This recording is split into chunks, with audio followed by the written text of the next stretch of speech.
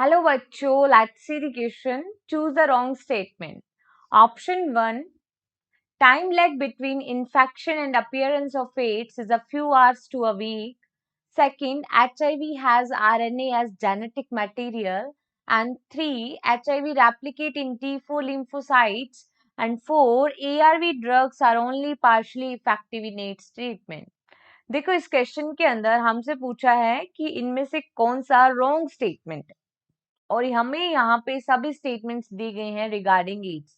तो अगर हम इस क्वेश्चन के अंदर की कंसेप्ट के बारे में बात करें तो सबसे पहले हमको पता होना चाहिए about AIDS and AIDS is the acquired immunodeficiency syndrome which is caused due to the infection of HIV virus.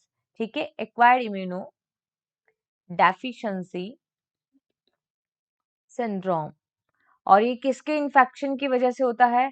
It is cause due to the infection of HIV virus, that is the immunodeficiency virus. अगर हम बात करें ये HIV virus है, इसके पास जो genetic material present होता है, जेनेटिक मटेरियल, तो हम देखते हैं इसके पास आरएनए होता है, सिंगल स्ट्रैंडेड आरएनए की 2 स्ट्रैंड्स प्रेजेंट होती है एचआईवी वायरस में। और ये एचआईवी वायरस इन्फेक्शन कोज करता है इनटू द होस्ट सेल। ठीक है, और हम देखते हैं ये क्या करता है, रिड्यूस कर देता है, इट डिक्रीज और रिड्यूस द नंबर ऑफ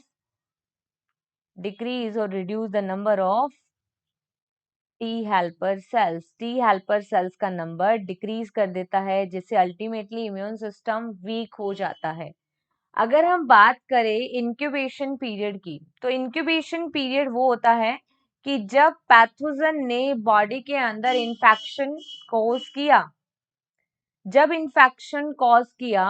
और फिर उसके जो सिम्टम आते हैं उसके बीच का जो टाइम पीरियड है, इन्फेक्शन करने के बाद सिम्टम के आने के बीच का जो टाइम पीरियड होता है, that is known as the incubation period.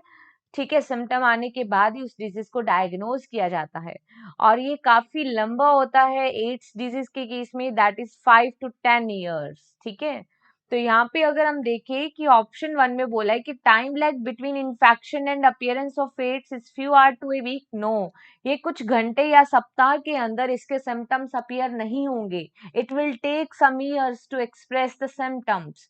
So option 1 is wrong here. Option 2 में बोला है कि एचआईवी के पास जेनेटिक मटेरियल आरएनए है, yes it is right. Option 3 में बोला है कि एचआईवी रेप्लिकेट करेगा T4 lymphocytes में, बिल्कुल सही। और एआरवी जो होता है ना, that is the anti retroviral drugs, और एड्स का पर्टिकुलर कोई ट्रीटमेंट नहीं है। एड्स के लिए जो भी ड्रग्स यूज की जाती है that is partially effective. So the option 4 is also correct here, and we have to select only incorrect statement, and that is the option 1. So the finally correct answer is only option 1. Hope you understood this concept. Best of luck.